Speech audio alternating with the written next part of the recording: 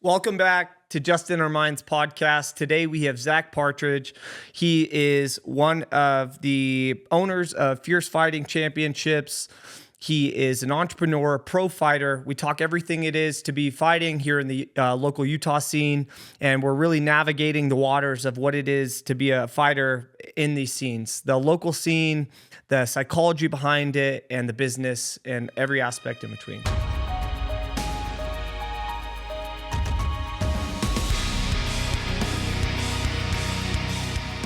So you have a fight coming up right now? Yeah, actually, I'm boxing. I'm making my pro boxing debut. June 13th. That's in Ogden? Yeah, that'll be All Heart Promotions in Ogden. They're the local boxing show. How long have they been around? Do you know? I think this is their fifth show. I was going to say, because they're newer, but they do they're doing a really good job. They're growing pretty quick. And I've talked with that promoter quite a bit. And we've had talent kind of cross between the shows a little bit. And he's been great to work with. I've been trying to get an MMA fight. I was supposed to be on the BKFC card last weekend. It was supposed to be at the Maverick Center. Then they canceled their event or postponed it. I've been trying to get an MMA fight, and just stuff kind of kept falling through. So I just shot him a message, and I was like, hey, I know you got a card on June 13th. If anything makes sense. I'm at fight weight. Yeah. I've been ready all year. So if anything makes sense, please. And he hit me with an offer, and I was just like, yeah, I'm good with it. I'm not. It's going to be hard for you too, because you are, the owner of part owner of Fierce. Yeah. So you can only fight for certain organizations, right? It's kind of. I just can't fight for Fierce. Yeah. Right. And then, and it's just kind of around Fierce's schedule too, right? Mm-hmm. Like my manager had a couple opportunities for me, and it's like, we have a Fierce card that weekend. I can't, so that kind of limits it. But yeah, I'm excited to try something new. I've came up always doing MMA, did BKFC last year. So it's like boxing, let's try it. I love where BKFC's going. I feel like they're still doing it. It seems like maybe they might have plateaued a little bit, but that could also be because of everything else going on, the new organizations. They're still killing it, but I think they're the second most relevant promotion in the world behind the UFC. Yeah, 100%. I mean, the people always rank the MMA promotions. If you talk about combat sports, I think BKFC is just right there behind the UFC. Dude, and that's a different sound live. Yeah. For some people, it takes a little bit to get used to MMA gloves, but Sure. that just knuckle on face sound, I was like, oh, okay. Yeah, it cracks. I've been around the MMA community for a long time. I've had my own experience in cage and boxing and things like that. But yeah, that's that noise. I was like, oh, yeah. Okay. Yeah, it's having different. pro fighters punch each other direct knuckle to cheekbone is a whole different thing. Well, and it's with BKFC, the way it's not boxing. It's not even like MMA and fighting. It's like street fight. Yeah, I love the short rounds. You have to make things happen. It's sprint. I mean, the whole show is based around clips. I mean, not to like you just said, BKFC. I like BKFC. Me too. I'm a big fan. So I'm not saying this in a disparaging way. I don't believe that they're a combat sports promotion. Mm-hmm. I believe that they are a content creation platform disguised as a combat sport. Well, because every fight is exciting and gets clips. It's right? a dopamine driven culture right now. So yeah, we need those 15-second fights. Yeah. It's so and that's to their credit, right? Is nobody's ever really been able to move in on the UFC space, right? The other ones keep trying to pretend like they're going to be, the combative. Next And it's just not going to happen. It's like all the football leagues that have tried to come in and compete with the NFL. They come, they go. They come. It doesn't matter how much money you have too. Nope. Look at the Netflix card. Yeah, absolutely, right? But BKFC, they're going, well, we're not trying to do what they're doing. We're going to do our own thing and kind of pretend like we're a combat promotion. And they are, and I'm not trying to say that they're not. I mean, money's very real, a lot of it, but they're a lot more into the clips, the Instagram views, the highlights, and the production. Well, it reminds me of that gladiator Roman entertainment factor. Absolutely. It is that. When I went there that first time that they were in Salt Lake, the first time they're here, yeah, I'm like, this is very Coliseum friendly. Yeah. You know what I mean? Because there's back then people don't know fighting. And I wasn't in Rome, but I'm just guessing. Most people don't understand what it takes to be a swordsman or a fighter or a gladiator, but they understand impact in combat. So, and for 3-minute rounds. Yeah. So I think that's, I love it too, honestly. Like it seems like it's like, they brought back the cockfighting aspect of MMA back in the 90s. I mean, it's just violence, right? And then, a lot of people, like, I enjoy good grappling matches. Like, fights that end up with two really good grapplers, like, I do enjoy it.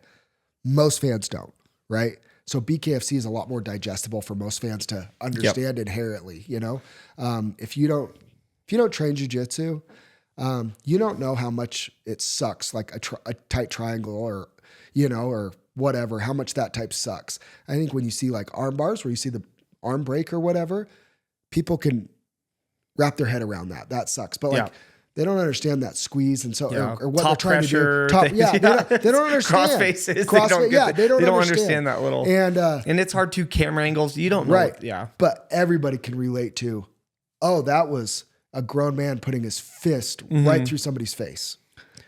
What do you think too about like the concept? Joe Rogan talks a lot about bringing kickboxing or like a different type of striking to the UFC.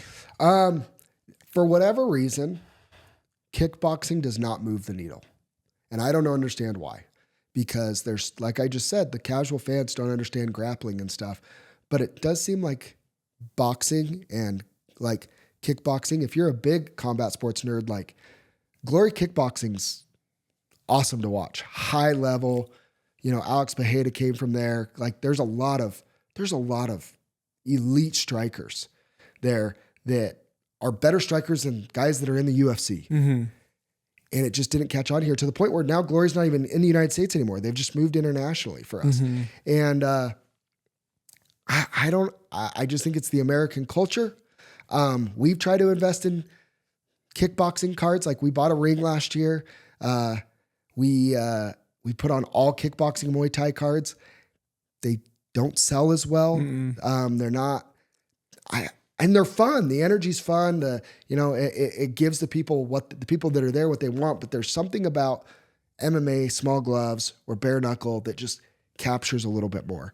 And so it's like everybody. So I keep saying, like, if we could just get past here in the United States, like kickboxing or Muay Thai in the 4-ounce gloves, I think that would be huge. I'm hoping social media helps with that. I feel like gradually people get those dopamine hits, so they need another extra sniff of that. Hopefully. Yeah, so that's like, for me, I've talked to the athletic commission here. It just doesn't really sound like it's an option, but we're going to keep working on it. Yeah, 100%. As a somewhat casual fan, what do you think, Travis? Like, what's your opinion from MMA, boxing, kickboxing? Honestly, a lot like what you said, like just holding the attention of the average fan, you know what I mean? Like the grappling and stuff like that. Everybody wants to see somebody get punched in the face. You know what I mean? That's kind of, when we're all at the bar hanging out, watching it, that's the exciting part. That's when everyone starts cheering and stuff like that. And so, yeah, totally agree. I mean, do you think the American culture has like a weird loyalty to boxing? That's an interesting question. I mean, possibly, because the thing is like, people talk about fighter pay and stuff, and it seems like that there's a lot more money for the people at the top. But boxing is an established sport in this country and in the world for over 100 years.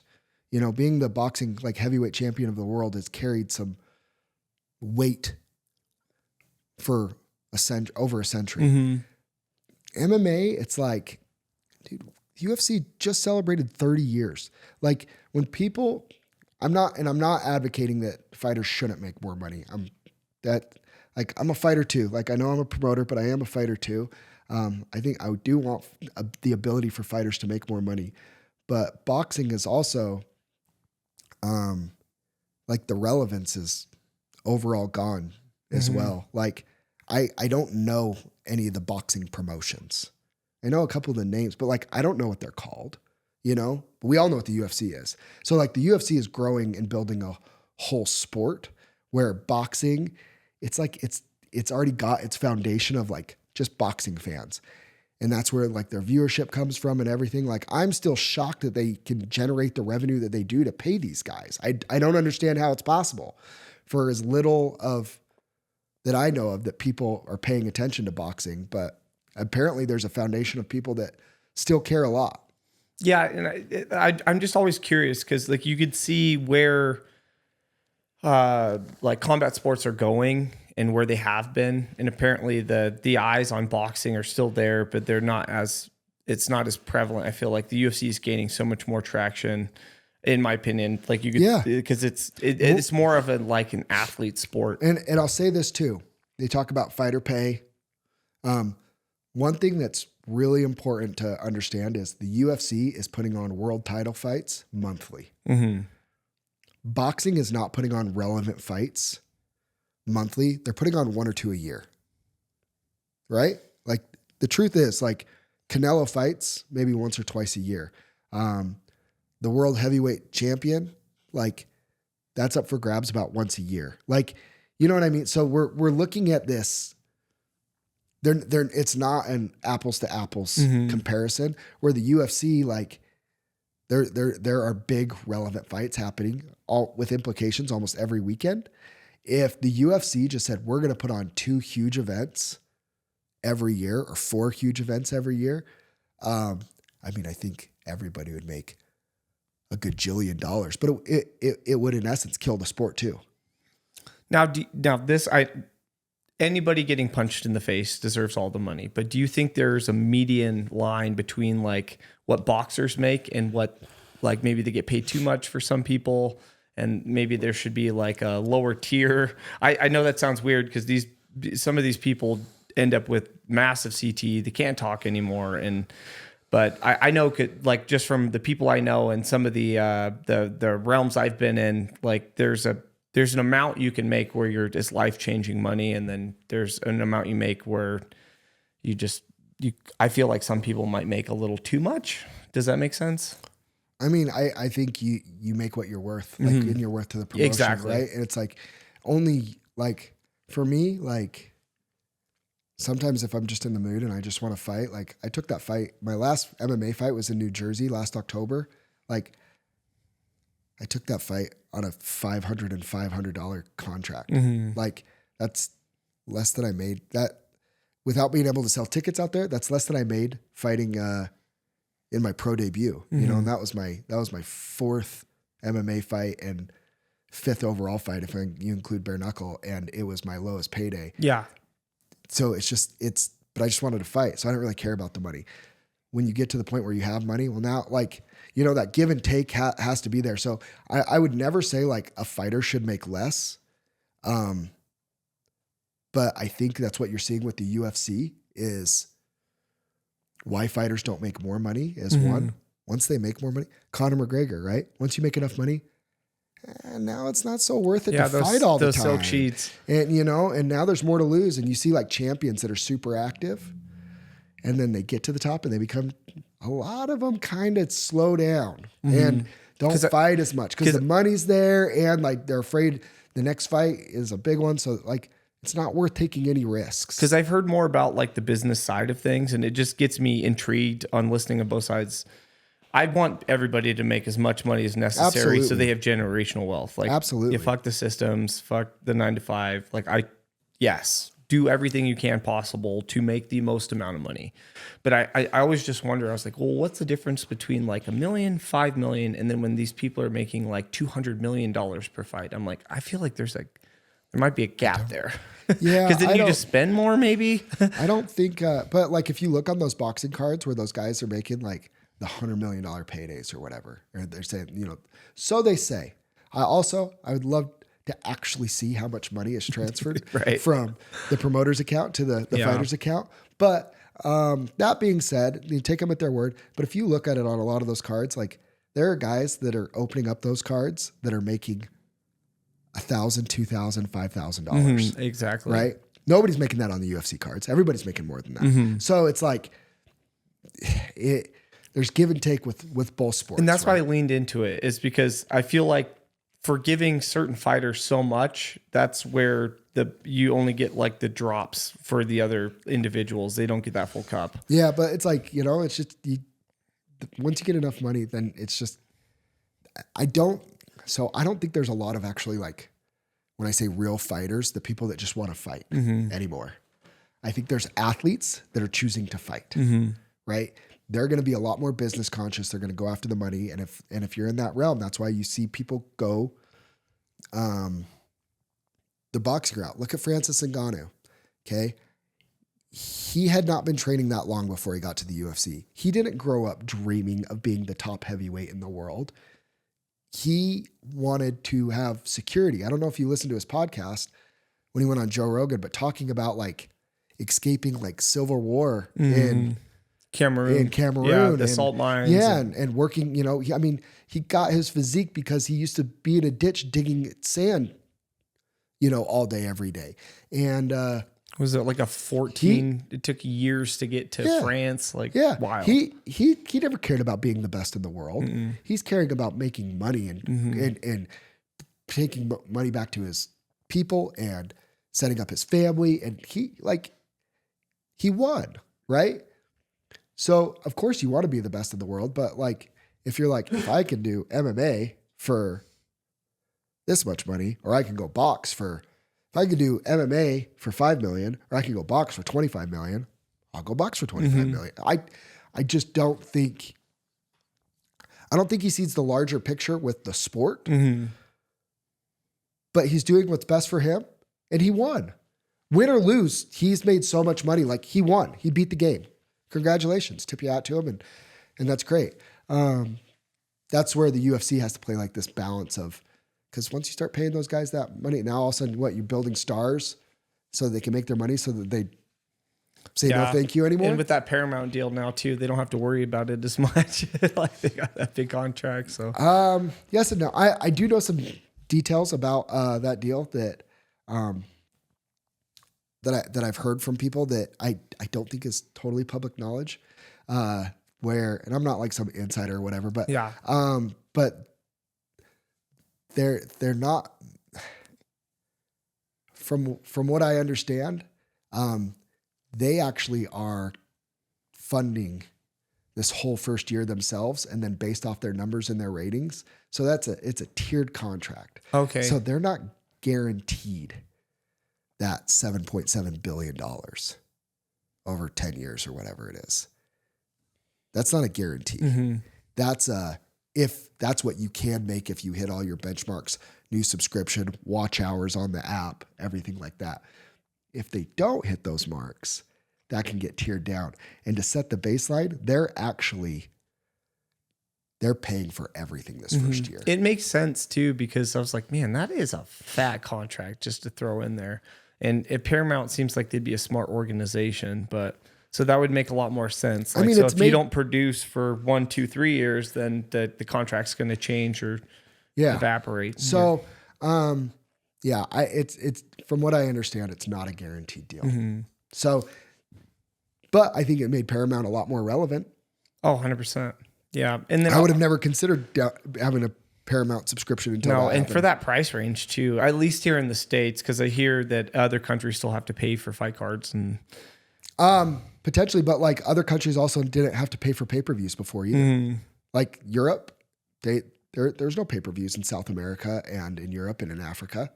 They were on local TV. Oh, really? Yeah. I didn't know that. Yeah. So now they have to pay for pay-per-views, it sounds like. Maybe. Or pay something. Yeah. I don't know. So getting back into things here, like what brought you into mixed martial arts as you as a person? So we'll go through the whole. So if people don't know, I was 270 pounds about a little over 9 years ago now. And I was like, I really just felt like if I don't do something, I'm going to get over 300 pounds. And I just, in my head, I was like, I'm not going to allow that to happen. And then one of the local fighters, my son was doing kickboxing and jiu-jitsu at my gym at One Hit MMA. I got him involved when he was 4, almost 5. And then one of the local fighters there, he was like, hey, I'm fighting, like selling tickets. You want to come to my fight? And I was just like, Yeah, I've never been. I mean, I was just watching kind of UFC fight nights and been invited to a few UFC like watch parties and stuff, like poker night watch party, and it was fine. But he's like, "Do you want to come?" And so I bought tickets. We went to the event, and I signed up at the gym the next Monday. This episode of Just in Our Minds is proudly sponsored by ASA Formula. We talk a lot on this podcast about getting back to fundamentals, whether it's fitness, nutrition, or how to take care of our bodies. That's exactly what ASA Formula believes when it comes to skincare. Their products are handcrafted in Utah using a nutrient-rich tallow base and simple natural ingredients designed to nourish and hydrate your skin. No unnecessary fillers, just thoughtful crafted formulas inspired by time-tested traditions and made with quality in mind. If you're looking for skincare that embraces a more natural approach, check out ASA Formula and see why so many people are making the switch. Thanks again to ASA Formula for supporting Just in Our Minds since the beginning. That's asaformula.com. Use promo code JUSTIN10. And so I had been slowly just gaining weight since my mission. I came home, I left on my mission. I was like we were like 180. And then I came home at like 210. And then and every time I would try to lose weight, I tried everything with like, lifting weights, exercise. I tried P90X. I tried a bunch of fad things. And I would just get hurt. I was too heavy. I would just kept getting hurt. And then, I'd lose 5-10 pounds and I'd put on 15 after I'd get hurt. And so but like kickboxing and jiu-jitsu was the first thing that allowed me to stay active and like get a good workout, but I wasn't getting hurt as the weight was coming off. And so I just kept going. And then my coach was like, "Hey, you're pretty athletic. Like if you can get down to 205, let's get you a fight." And I was like, "Okay, yeah, let's do one." Like I played high school football and I played football, baseball, basketball growing up. So I didn't wrestle. I didn't do anything. So I did one amateur fight. And then even then I was like, I don't know. Like that, it was fun. Like I won, great. And then they offered me another fight, and I was like, "Yeah, I could beat that guy too. Like, yeah, let's do another one." And now it's 8 amateur fights and 5 pro fights. About to do my 6th. Hell yeah! And now I run Fierce. So, so I'm guessing if it was after your mission, that was your early 20s. So, I didn't start training until I was 28. Oh wow! Okay, yeah. And you're. What, 30? I'm 37 now. Okay. I figured we were around the same age. Yeah, I'm 37 now. So yeah, it's just, I was 28. So about 10 years of training now. Yeah, April 1st or that first week of April was my 9-year mark. Awesome. That's great, man. Yeah. So how much did that change your perspective, like for your like everyday life? Like how much more did that give you for, like a self-respect and like, cause a lot of people don't train, but they do have an idea from watching MMA or they have friends that maybe train. What did that do for you as an individual? It made me a lot calmer, honestly. I think that a lot of people see that, in general, cause you're more confident. Right. And so you have that confidence, usually the biggest, loudest people like in an altercation are usually the least confident, right? It's all bark, no bite. Chihuahua archetype. Yeah, and then I played a lot of like men's leagues, like basketball still, and like slow pitch softball, and just like for fun. And what I noticed is before, like I was fine with all the barking and all the the trash talk. I like to talk. Well, I talk to my opponents during our fights. Like I'm a talk. It's part of the competitiveness for me. But in fighting, it's like you could say whatever you want if you're locked in a cage and you're going to fight somebody, or in a ring. But like on the softball field, it just got really old, or like at a men's league basketball game or church basketball or whatever. Like the talking just gets kind of old. And it's not fun anymore. And so I just calmer, and I didn't want to be around it there because like I'm for real around it in the gym and when I fight. And so I think that's like one of the things. It's like, it's almost helped me avoid like removing myself from potentially ever even being in an altercation, or because the next step and how things can unfold. I'll never forget, I played high school football with a kid, and he was on my slow pitch softball team. We're still friends. He texted me a couple weeks ago, asked me if I wanted to sub on his softball team, and but he was like, and I mean this in the most respectful way possible because he's an awesome dude. He was like our Rudy. He was super undersized, not the fastest, not the strongest, but man, he worked hard, did whatever the team needed. Backup running back, backup a lot of positions, but never really got a shine for how hard he worked because he's smaller and just had some physical limitations of what his like athletic ability could do. And we were playing softball, and I remember I can't even remember what happened, but like one of the bigger guys on the other team was like barking at him and getting after him. And I was just like, hey man, like easy to talk to, the guy that's 5'7" and, 120 pounds, like relax. And he's like, what are you going to do about it? I'm like, nothing, like just chill, like forget about it. And after the game, my wife said, well, what if he would have like done something? What would have happened? I said, I would have taken him down and strangled him. There's nothing he could have done about it. Yeah, 100%. Like I didn't want to, but like there's nothing he could have done about it. That changed, that perspective changed a lot. Cause I think before I started training, I probably would have been the aggressor and probably tried to hit him. If somebody was like, what are you going to do about it? I'm like, oh, I'll show you what I'm going to do. I'll show you. I have to show you now what I'm going to do about it. But now I was just like, no, I'm not going to do anything. Just stop. Like we're adults. Just stop. Stop. Yeah, it's not going to end the way you think it's going to. Yeah, I promise. I promise. And that's why that's exactly what I told my wife though. I'm like, I would have taken him down. I would have strangled him, and there's nothing he could have done. That's about the difference. Once you get to a certain level, it's like the difference between like, what'd you say to like, are you sure? Yeah. Like, I don't really want to do this right things now. Change for me too. I'm like, are you sure you want to go down this road? Because I don't. I don't either. I'm like, I know how it's going to end. I'm in shorts. My knees are exposed. Like we just don't want any part of this, Yeah. But no, I think I hope more people start training nowadays because there's so many. Utah is a hub for jiu-jitsu and grappling and anything under the sun nowadays. We have some great, really spots, good gyms, high level. And every month I feel like we have another gym out here, It seems like more and more people get interested in it. And now you have social media and everything else that shows you the opposite side of things of like how easy things can go sour for people. Sure. And the ego is 99% false, and things never end up the way they think they're going to. Literally never. And then in a state with weapons and different things like that, it's kind of hard. So when you first started MMA, where did you start training? Was it One Hit? Yeah, I've been at One Hit, and I'm. It's been my home. It has everything I need, and I don't feel like I need to go anywhere else or. I don't know, like I cross train a little bit, but it's usually just to go with friends that train at other gyms, not because I feel like I'm missing anything in my gym. Like I have great coaches, great training partners. Like I've been at One Hit the whole time.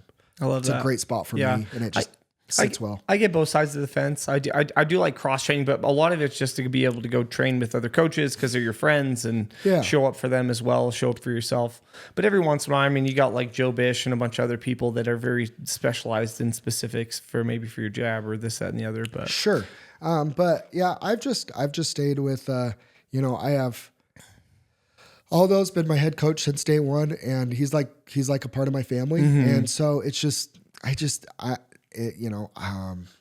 not like, I mean, I'm not trying to pursue a career in fighting. I do it for fun, but he gives me more than I need. And he still has more to teach me. So like, why would I feel like I need to go somewhere else? Like I've gone down to Jeremy Horn's gym a few times recently to train with Mike, getting ready for his BKFC fight. I'm left-handed. He's fighting a left-handed person. So savage, just to go give him like, a real southpaw to go with. A lot of his guys that he's been training with, I guess, are right-handed people trying to be southpaws.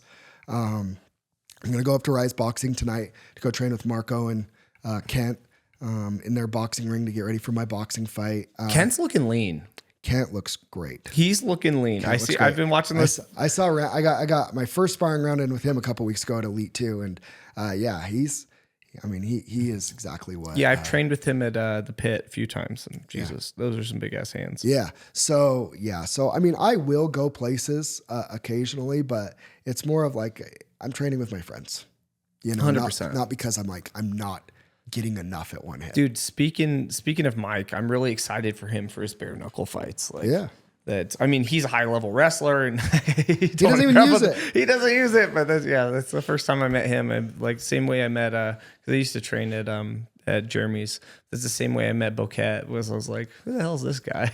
Yeah. You find out real fast. Yeah. But it's cool to see because I feel like 185 is probably where he's staying unless he goes up to heavyweight for some 185 reason. to 205. Yeah. So, yeah. Like, this one's 205 for him. Okay, perfect. Too is a little bit like shorter notice or whatever. Yeah, But like, hopefully more endurance I mean, for him. Well, I mean, I think 185 is great for him. Like,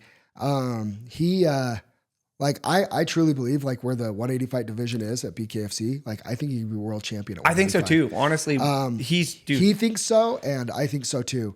The real reality is, will BKFC give him the opportunity? And he was asking for like they have rankings of like top 5, right? UFC's top 15, and that's whatever. But BKFC is top 5 of every division, and he's like, give me a top 5 guy. And it didn't work out at 185, but when they were doing that Florida card that he's on, they said, hey, this guy's not a top 5 185er, but he's a top 5 205er if you want it. And he was like, yeah, let's do it. So I mean, I do. I think he has the skills and the ability. He presents a lot of really bad problems at those upper weight classes. He's a freak athlete. Like he's a natural freak athlete. It's one thing that I still don't think that a lot of old school martial arts people, coaches and stuff have totally caught on to yet, that obviously having an athlete like helps, but elite athletes, they're just going to rise to the top just faster than what most people can comprehend. This episode of Just in Our Mind is brought to you by Optimum Regen Peptides. If you're involved in laboratory research and want a company that takes quality, transparency, and consistency seriously, check out Optimum Regen Peptides. They provide research-grade peptides and compounds that are third-party lab tested, compounded in the USA, and backed by batch-level COAs so researchers can verify purity and identity. Their catalog includes categories like metabolic research, recovery and repair research, cognitive research, and overall health research, and Talos. Optimum Regen Peptides is built around real testing, real people, and real standards. All products are strictly for laboratory research only. They are not for human or animal consumption and are not intended to diagnose, treat, cure, or prevent any disease. Visit OptimumRegenPeptides.com and tell them that you heard about them on Just in Our Minds podcast. And the promo code is Sloan10. I feel like with him too, he doesn't rely just on natural talent. Like he wants the work, and he's a dog, and he has the blue collar mentality too. He checks a lot of those boxes. He checks all these boxes, but like for how hard he hits and how fast he moves, he's a problem for anybody at 85 and 205. No, 100%. So I was really excited, and also like the Stone Cold Steve Austin kind of like promos he's starting to throw out there, dude. It's fun. Like he just checks a lot of those boxes, and because sometimes, and I mean, maybe you have a different perspective on it, but I feel like we have really high level guys here, and whether they just can't put it together sometimes when they go to the next circuit, or if there's just like a level separation for some fighters between Utah and the UFC or BKFC, and I don't know what that is because I've never fought at that level. So, but I don't know what's your opinion on that. Maybe not calling out individuals, but maybe as a whole, or I don't know if that's maybe weight cuts or partying too much, or I know it's kind of like a loaded question. So essentially you're saying, why aren't more fighters from Utah breaking through to the next level? Yeah, because I see the skills are there, but sometimes they get to that level, and then I don't know if it's the lights, if it's the pressure. I have some pretty strong opinions about this. I figured you might, because you see bits and pieces of everything. I talked to a majority of the coaches enough, and I think the best explanation for it, I think that there's a couple of answers to it. I think a lot of the fighters that say they want to go to the UFC, they say it and they act and live it when they're in fight camp and on fight night. But the reality is that's only 8 weeks. And if you fight, a really active fighter fights maybe 4 times a year? If a fight camp is 8 weeks and you fight 4 times a year, that is only 32 weeks out of the 52 weeks out of the year. What are you doing those other 20 weeks? And I think those other 20 weeks and what people are doing, the lifestyle that they're living out of camp, is the difference in large part between the people that are making it and the people that aren't. 100%. Because like my manager is one of the amateur coaches at Extreme Couture, and there was a prospect out of there. He's still undefeated. He's just not that active. He's kind of can't get out of his own way, but he lives at Extreme Couture. He's literally, he wakes up and he does whatever. And then he goes and trains in the morning, and then he goes home and eats lunch. And then he goes and does Uber or DoorDash or whatever during the lunch rush hour. And then he goes back to the gym and trains. And then he does 2-a-days, 6 days a week, in camp or not. And they're probably 4 hours apiece. You know, yeah, you know what I mean? 8 hours of training. And the reality is, I mean, when we talk about fighter pay, Dana just said it. He goes, fighting isn't a career. It's an opportunity, right? And that really, I guess he said it before, but I heard him say it recently, and that really stuck with me, because like the reality is, like, fighting is not a full-time job. And I would say most fighters don't even barely treat it as a part-time job. They treat it as a hobby that they hope that it becomes their career. The guys that make it are the ones that are making it their career, and there's a lot of sacrifice to it, but it's really hard it's going to be really hard for a up and coming prospect to compete at the next level when our guys go up and they're not, and they're only leveling up and they're only like fully engaged in fighting when they're in fight camp. Exactly. Because that's my background is nutrition and health. Yeah. And that's something I was actually talking, Talon was here last week, and that was something I was talking about. And I highlight him, and that's, I hooked him up with the Bullfit guys and some of the other people. I was like, he seems like he does it year round. So there's if you're going to be, there's a pro, and then there's like a level of pro past that where you have to keep it year round. So the one thing that, like, I said it like after he won, Talon's the top amateur in the state, and it's time for him to go pro, like unequivocally. And, the thing that sets him apart from a lot of the other ones, and we have some other ones, Logan Taylor, who they had one of the best fights ever, Talon and Logan, when they fought. I know Logan works this way. Was that his last fight? No, Logan and Talon was a few fights ago at Fierce. It was one of the first Temple shows that we did. I was going to say, I remember the fight, but I didn't remember which fight that was. But, the guys like that they really... I even talked to Talon. Some people were like, why is he even doing one more amateur fight for this last one? Why is he going pro? People don't realize, like, he's only been training a little over 3 years. So crazy. He's 24. He took his first fight. He'd been training with Ramsey for 3 months. He took his first fight on like 10 days notice and smoked the kid in under a round. And Ramsey told me that he's like one of the best athletes I've ever seen. And he isn't just leveling up when he has a fight. And he's done 10 fights in 3 years, which isn't an insane clip. But if you look at his broken hand and some of his other injuries and stuff, he's active. He's always fighting when he can.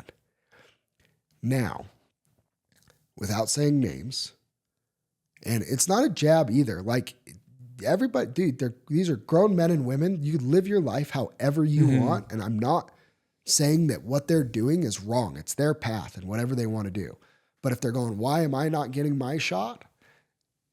Or what's going to prevent some people that think they're going to get their shot from getting it?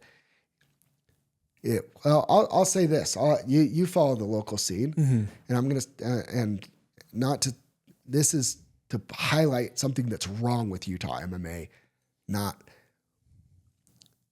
There are 3 fighters last year in 2025 that made 4 walks to cage or BKFC or bare knuckle. Do you know who those 4 guys were in the state of Utah that are from Utah? Take a guess. That made the walks 4 times, that fought 4 times 4 last times. year. There's only 3 that fought 4 times last year. Was Mike one of them? Mike was one of them. He did 2 bare knuckle, 2 MMA. Let's see. Well, I know a couple of them would have if they didn't get suspended. Sure. Other than Mike, I'm trying to think. I know Kent fought for a couple organizations, but I don't know if he got last 4. year. He only got 1 fight in last Was it year. one last year? Just 1. Mike's the only one I can think of off the top of my head. Past opponent of Mike. Past opponent of Mike. Mm-hmm. What weight class? 205. 205. I'm drawing a 185, blank. 205. I'm drawing a blank. Jerome Hatch. Oh, Jerome Hat. Oh, yeah. Duh. Jerome fought Yeah. 4 bare knuckle Yeah. fights. Mike fought 2 MMA, 2 bare knuckle. Julian had a few last year, right? And then me. And you. I did 3 MMA and 1 bare knuckle. Okay. Oh no, Julian was nursing back his Yeah. his I mean, arm. Julian Yeah, had a that was an couple of injury, fights. But he had he's 2 another fights one last that's usually that was like doing boxing, kickboxing. I just Yeah. he's a Yeah. jiu-jitsu tournaments. Yeah. But I'm like, that's part of like, I mean, I do it because I like to fight. And like I said, I'm also not saying like, I'm not fighting guys that are on those other guys' level. Either. Yeah. I'm a hobbyist fighting other Yeah. hobbyists. I understand that's why I got to fight 4 times Mm-hmm. last year. But I'm looking for opportunities. And I'm, like I said, like my last one was my lowest paying one, was my most recent one. Like, But you're it's 'cause I saying wanna like fight. I'm if staying somebody's active. hungry, If then you're- eat. If you're hungry and you, in this sport, you eat what you kill. Now, do you think there's a portion of those fighters too sometimes that don't get fights because of their reputation, and for some people, or is that just maybe like Reputation, how? like I feel even with like Talon, like other people didn't want to fight him on short notice. He had somebody fall out. I'm not saying that's for everybody. You hear it from the fighter themselves, so you can get probably some sort of allure from the ego of the individual. Talon was a really hard one. I mean, we got to the point where I told Talon, I'm like, dude, Yeah. That was a great fight too. We on a might short not notice. be able to find you another amateur. Solid. This episode is brought to you by Terrace Metrics. We want to thank them for being on the podcast. In a world where we're constantly trying to better understand ourselves and the people around us, Terrace Metrics is helping lead that conversation. Their platform provides professional insights into how people think, communicate, learn, and work together, helping schools, businesses, coaches, and organizations create stronger relationships and better outcomes. Whether you're developing leaders, building healthier teams, or creating environments where people can thrive, Terrace Metrics gives you practical tools backed by meaningful data to help unlock human potential. If you're ready to improve communication, strengthen your culture, and better understand the people you lead, visit Terrace Metrics to learn more. And if you reach out, make sure to let them know you heard about them on the Just in Our Minds podcast. That's terracemetrics.org. Thank you for being a sponsor. And That dude- and Ray Lee, he was one that he originally said no because he wanted to make his pro debut next. Mm-hmm. And then ironically, I messaged him, and then I got a message from his manager who was looking to book somebody else. And I said, well, send me your roster. We'll see what we can work on. And his name was on it. And I said, I actually offered him a fight for an amateur title. And he goes, I actually think that might be a good idea for him to do one more amateur fight before he goes pro. And he showed me when he's fighting Talon that he's pro ready as well.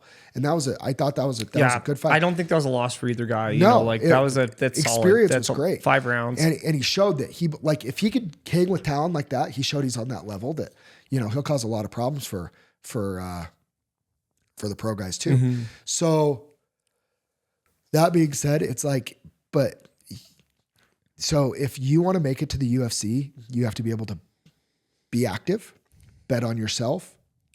There's always reasons to not take fights. Mm-hmm. So you got to find the reasons to take the fight. Are you looking for reasons to stay active and take fights? Or are you always, man, my wrist kind of hurts right now. Let's do the next card. Man, I gotta think my rib or my knee's not right. Maybe not this one, maybe the next one. I get those a lot I get those so much. Like, It's hard too, because then you might not have a next opportunity. Some people just got to realize that it's this or nothing. you And don't, a lot of people don't have that. You don't know. And you don't know it could come from, people always, what if I lose to that guy? What if you win? You don't do the what if game on the best case scenario. Too many guys are always doing it on the negative scenario. What's the What's the new 145 champions? It's 145 or 135. Jan, Han, the Asian dude from UFC. What's his name? I'm drawing a blank. Petr Yan? Yeah. No, not Pieter. Vaughn.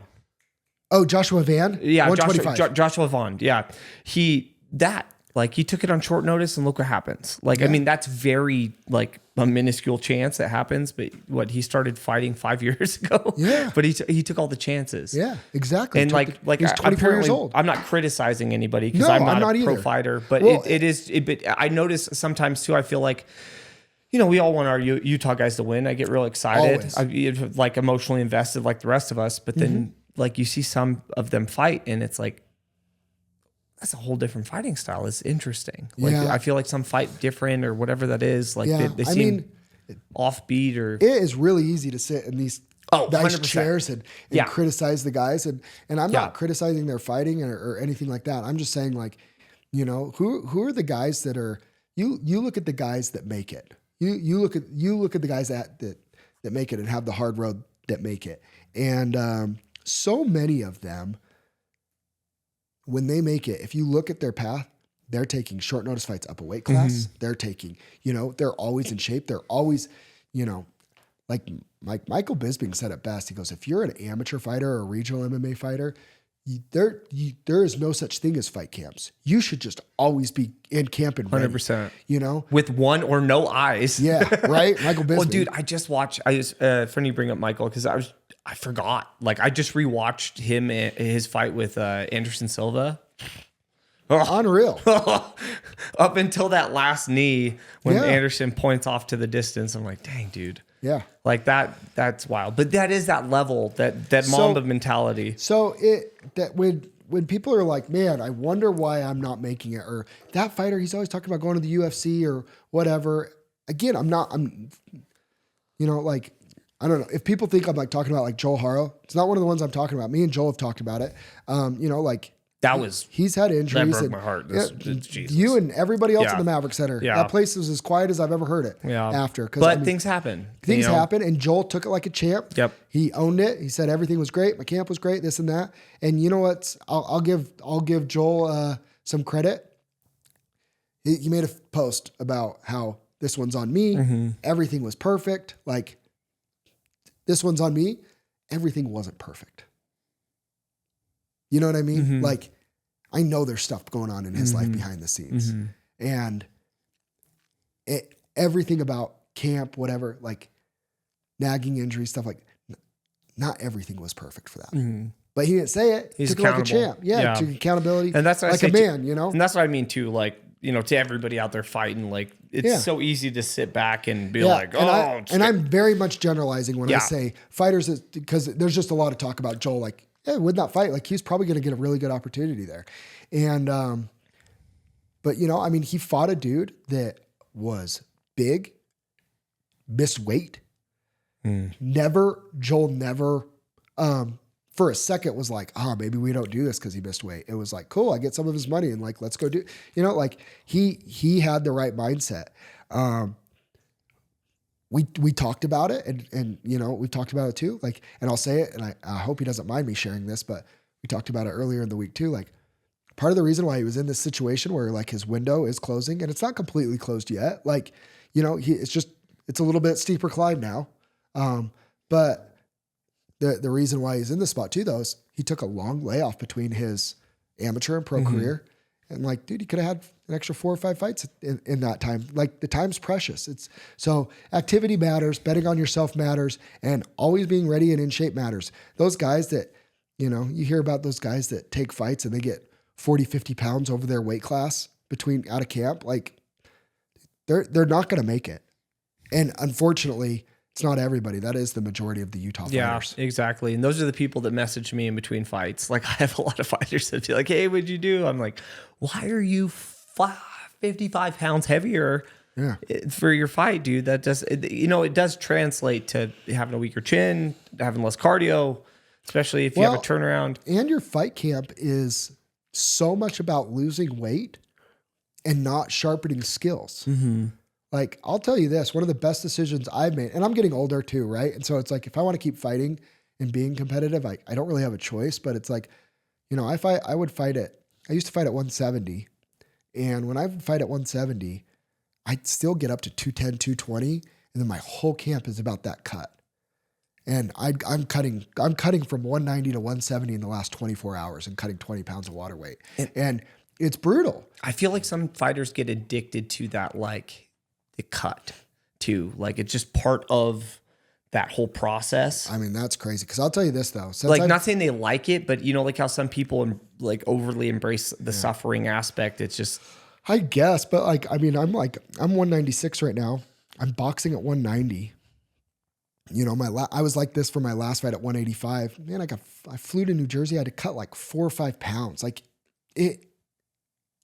it just makes life a lot easier, Mm-hmm. And if more fighters would be within, always being able to make weight on 1-2 weeks notice, now the whole camp can be work 100%. on you and not just cutting weight. That's all what I always try to tell people is like, stay within 15 pounds if you can. It'll make it so much easier. I mean, another local fighter, Carson Hardman, love him or hate him. I know some people have strong feelings about Carson. I love Carson.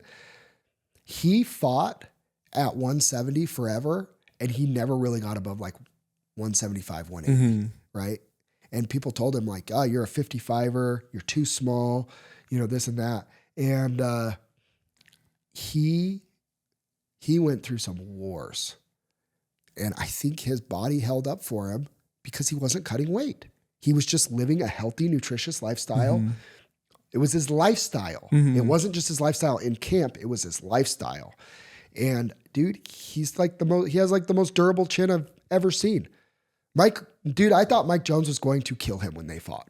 I don't know. Have you seen that fight? Yeah, I did watch that fight. And even Mike literally gassed out, punching him in the face.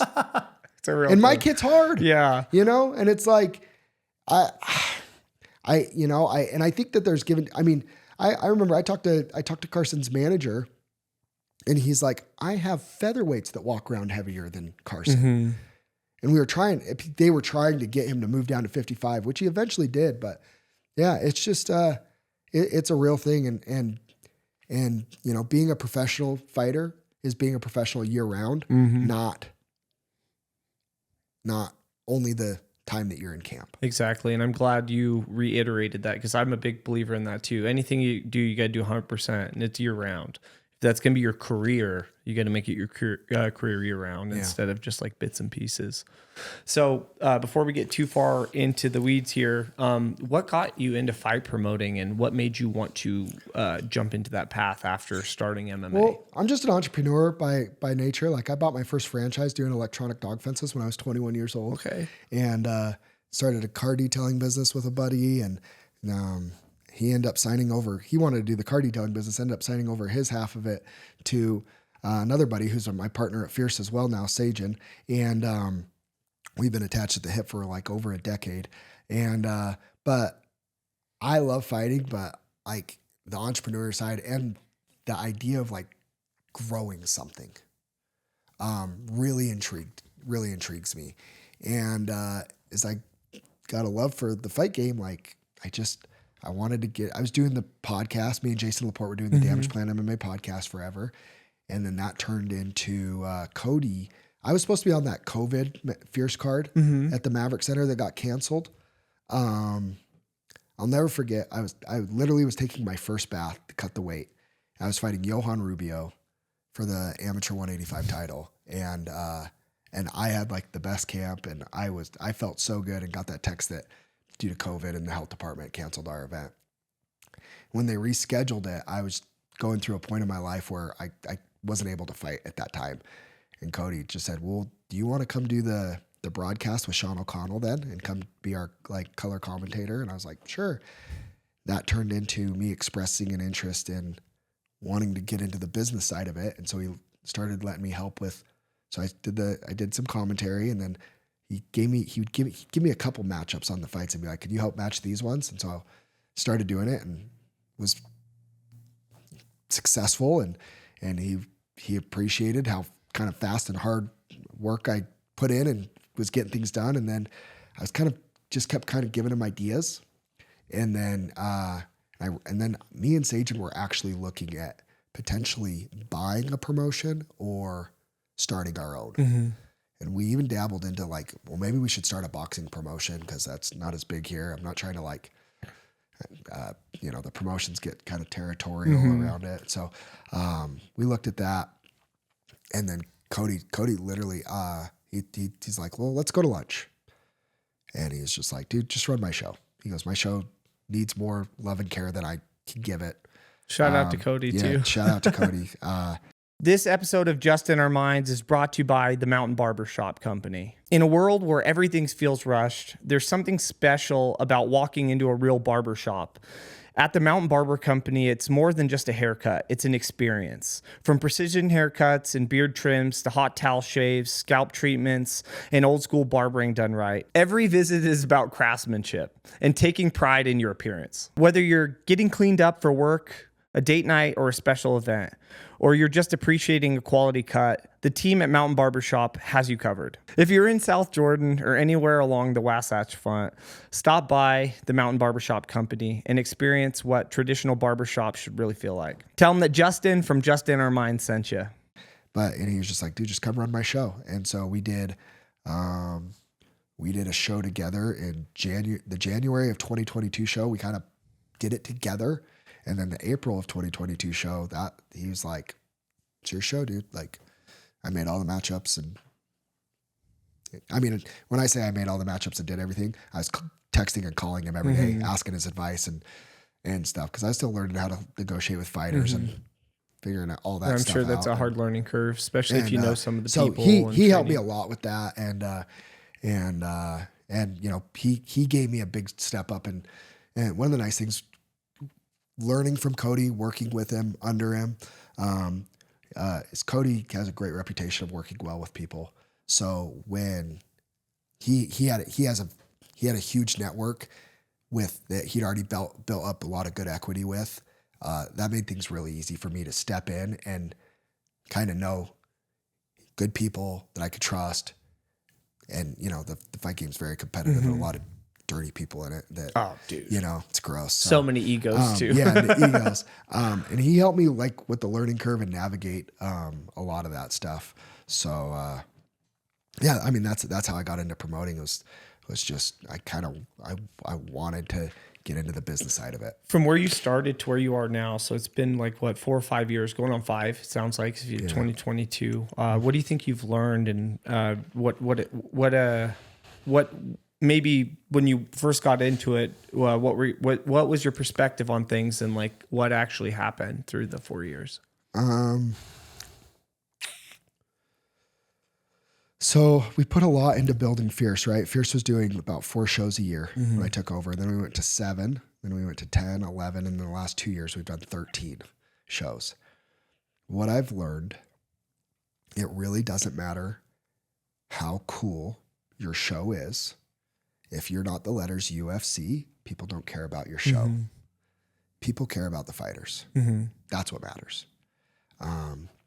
Fighters that move the needle are gold.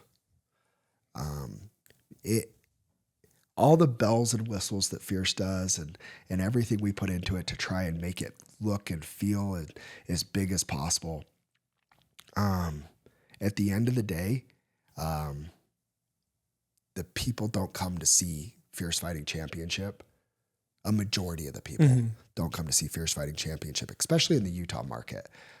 They're coming to see their fighters, their friends and family. So a lot of my marketing efforts, if you will, and a lot of my attention is going to be shifting towards, this is kind of like some stuff that I'm like sitting back and being I'm looking at it, the economy's tough, right? So a lot of companies like stop sponsoring as much, pulling back marketing dollars. They're feeling it. We start feeling it. Our vendors and everybody raises the prices on us. We can't raise the price of tickets, then people stop coming. People already complain about ticket prices being too high.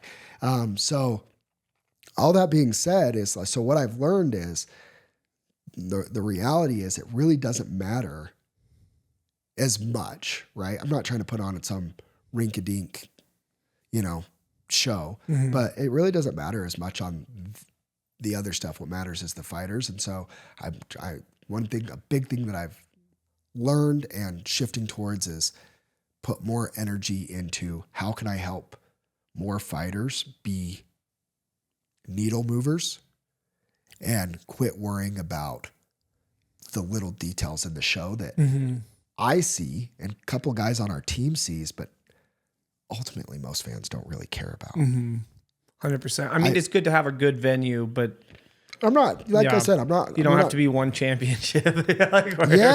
Yeah. So, I mean, and it's the truth. I mean, when I took over, I really thought like, hey, I could build if we build the show and we do enough things and the fan base gets big enough, like we won't, it won't be so reliant on fighter ticket sales. And then we could just pay the fighters more. And it's not just based off the eyeballs that they, but that's just not a reality because for $10.99 a month now, you can watch the best fighters in the world every weekend. Pretty much every freaking weekend you can watch something or BKFC or whatever, or sometimes on the same weekend.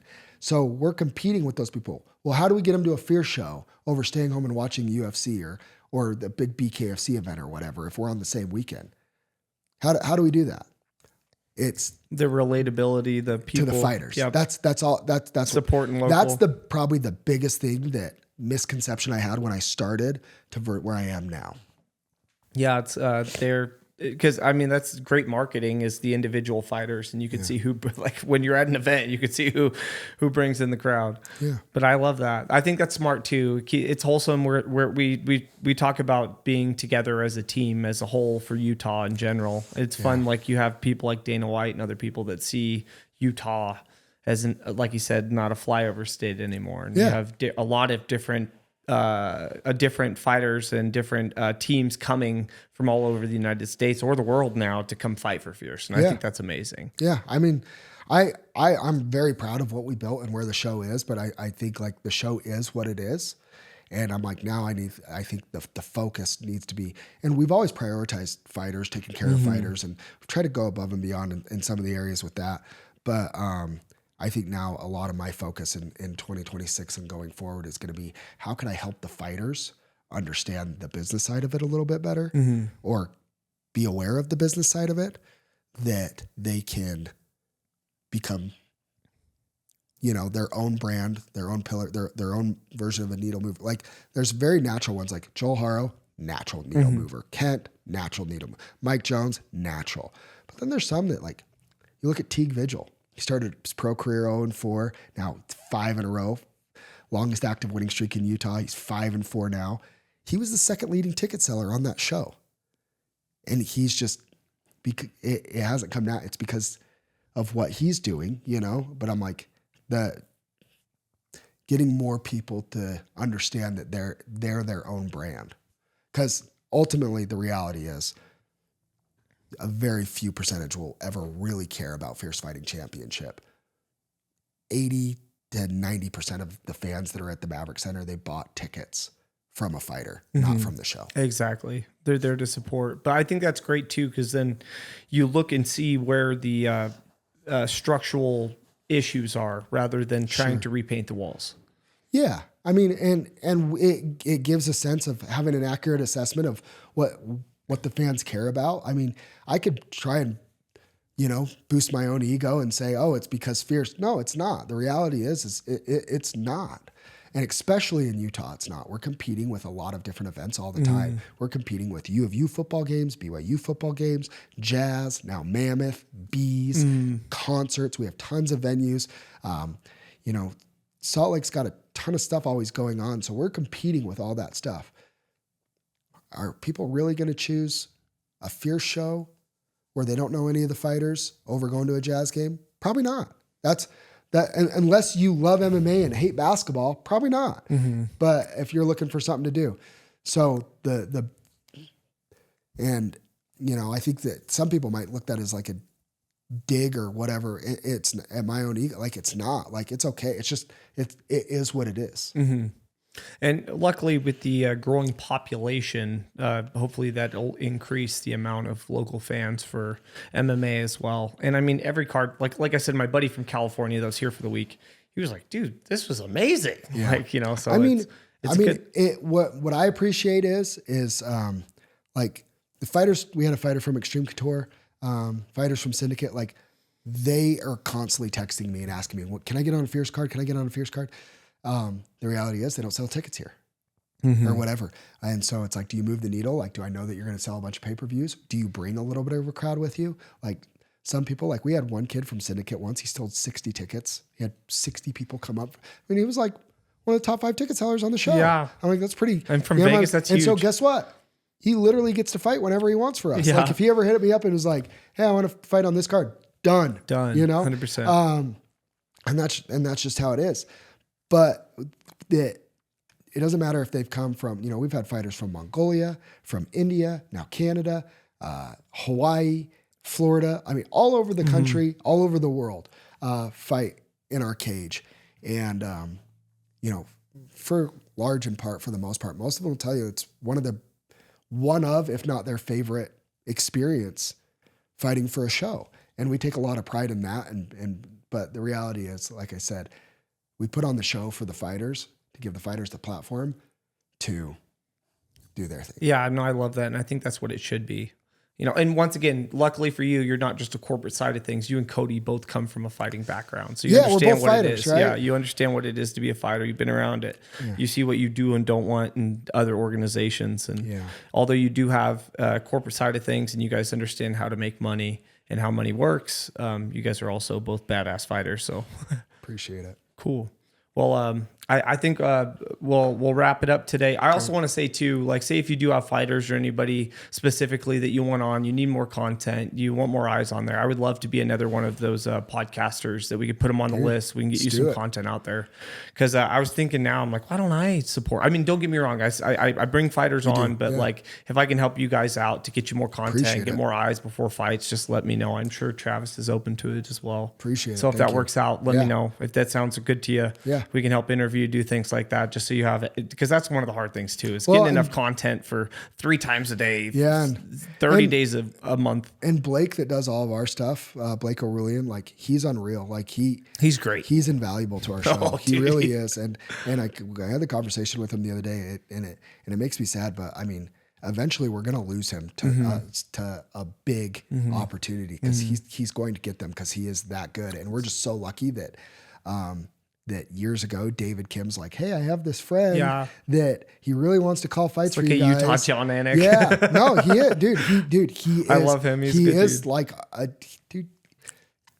I have had some of the top coaches in the country that go around all over and say he's the best guy that's not on a UFC desk. And I'm like, I know. And we have him here at home. So I hope people appreciate that. Why we have him. Dude, him is great. You know who else is really fun too is Boquette. Boquette. No, he's just fun. He's just got a fat head. Yeah. He really does have a fat head. Fat everything else too, but I love him. Yeah. I love him too. But he's like the team you guys have on the desk at any event. It switches up a little bit. Even with Caitlin too. Like it's just a fun. Like you guys have a good group of individuals. Yeah, for sure. But that's all Blake. Blake. Yeah. Like I don't. I'm like, Blake's the expert. I don't touch that stuff. No, he really is too. Yeah, he's dialed in his suits and everything. Yeah, like, dude, he looks great. He's a great individual. I love that. He's so dialed in. His knowledge, the detail he goes into researching everything. Like, that's what you want out of anybody on that desk. Absolutely. Cool.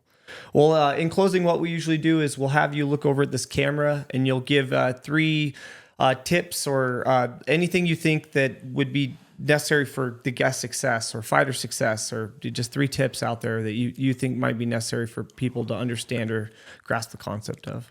If I had 3 tips, I would say 1, bet on yourself. 2, if you are going to get into fighting and you want to make it a career, go all in, 365, set 7 days a week. I mean, every day, that's your path. This can't be a hobby that you're going to try and make it. And then the third one is, just be true to yourself. I think too many people get into fighting and they make fighting who they are. Fighting something that we do or that fighters do. It's not who they are.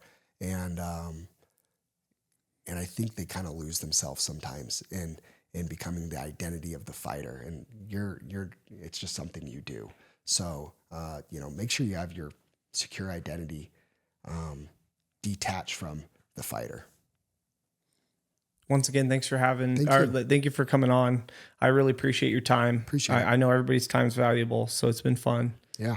And I love what you guys have done with Fierce. It's it's, no offense to Steel Fist, but it's definitely my favorite organization to come locally to watch. Thanks. So hopefully you guys sell out all the seats every week or every month that you guys have it on there. But once again, thanks for coming in.